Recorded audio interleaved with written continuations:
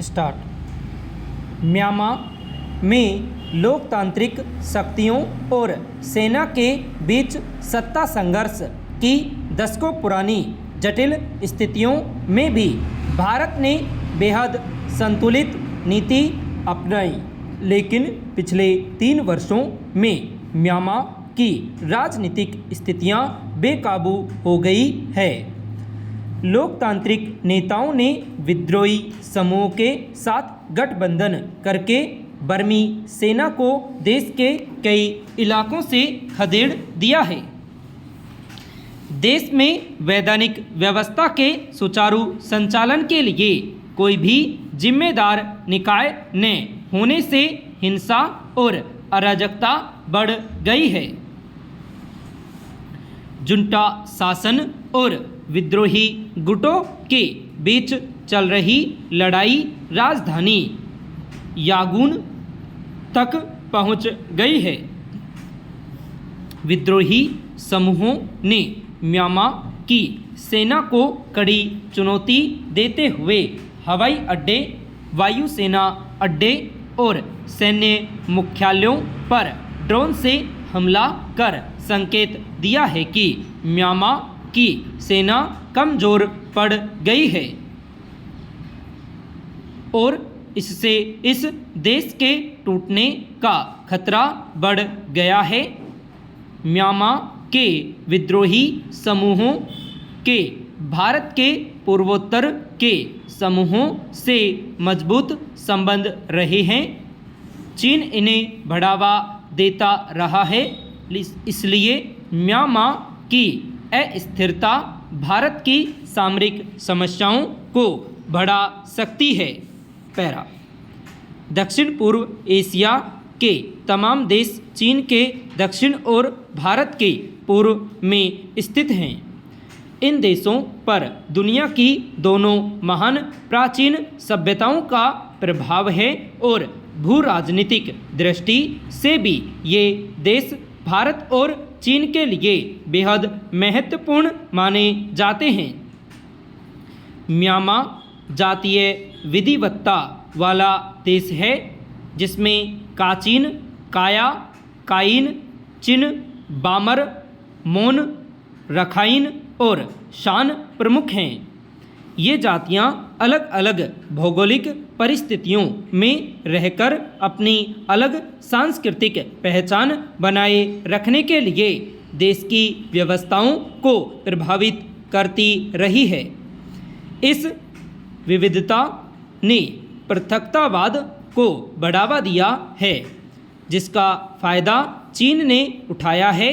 चीन की दीर्घकालिक रणनीति म्यांमां के सशस्त्र समूहों से संबंध मजबूत करके म्यांमां की सेना या देश की लोकतांत्रिक सरकारों पर दबाव बनाए रखने की है। म्यांमां से चीन के गहरे आर्थिक और सामरिक हित जुड़े हुए हैं।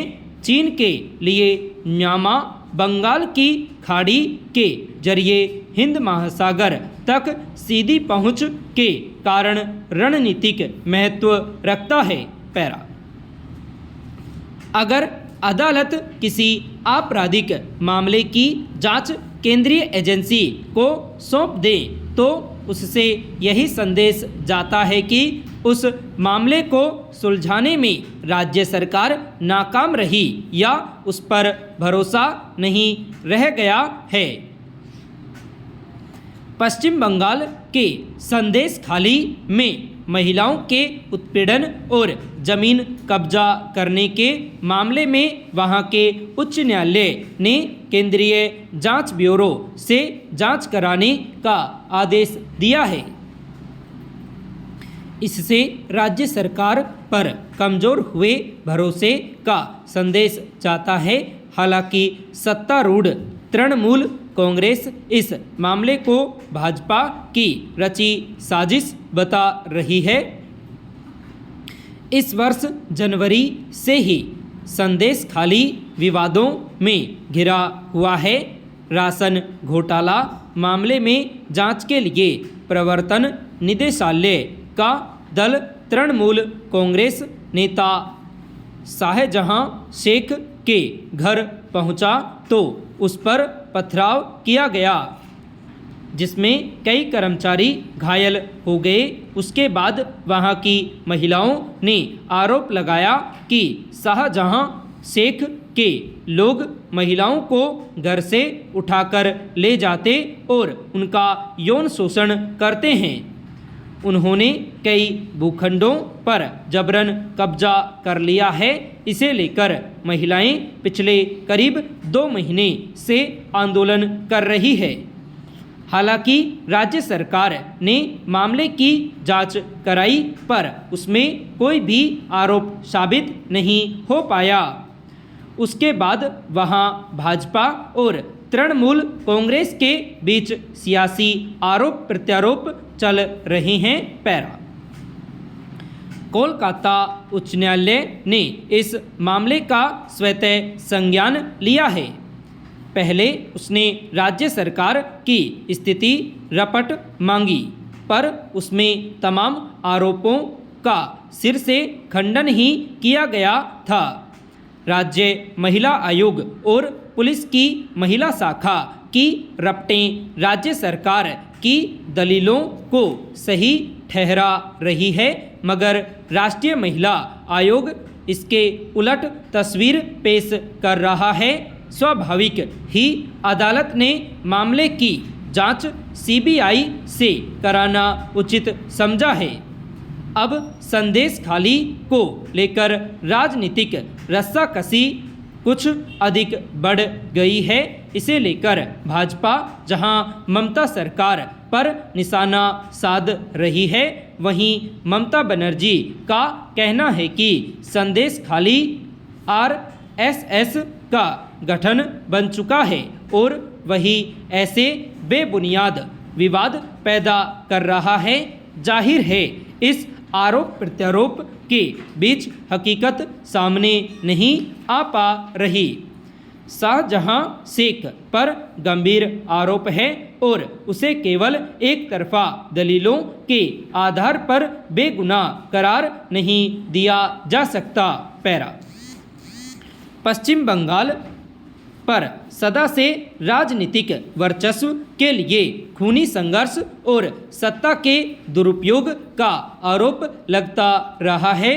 पहले वाम मोर्चों के कार्यकर्ताओं पर आरोप लगते थे कि वे सरकारी संरक्षण में जमीनों पर कब्जा करते, ठेके उठाते, अनियमितताएं करते और विरोधी दलों के कार्यकर्ताओं के खिलाफ हिंसा करते हैं। उन्हीं प्रवृत्तियों के प्रतिकार में लोगों ने तृणमूल कांग्रेस के हाथ में सत्ता सौंपी थी, मगर अब यह छिपी बात नहीं है कि तृणमूल के कार्यकर्ता और नेता भी उसी राह पर चल पड़े हैं जिस पर पहले वाम मोर्चा के कार्यकर्ता चला करते थे। ऐसे अनेक घटनाएं सामने आ चुकी हैं जिनमें तृणमूल कार्यकर्ताओं और नेताओं पर दबंगई के आरोप हैं।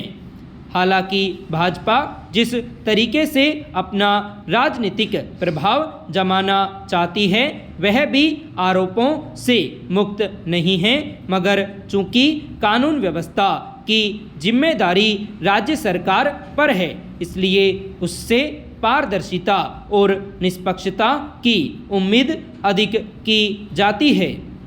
संदेश खाली को लेकर छिड़े विवादों को अगर राज्य सरकार ने निष्पक्ष होकर निपटा लिया होता तो अदालत को सीबीआई जांच का आदेश देना ही न पड़ता।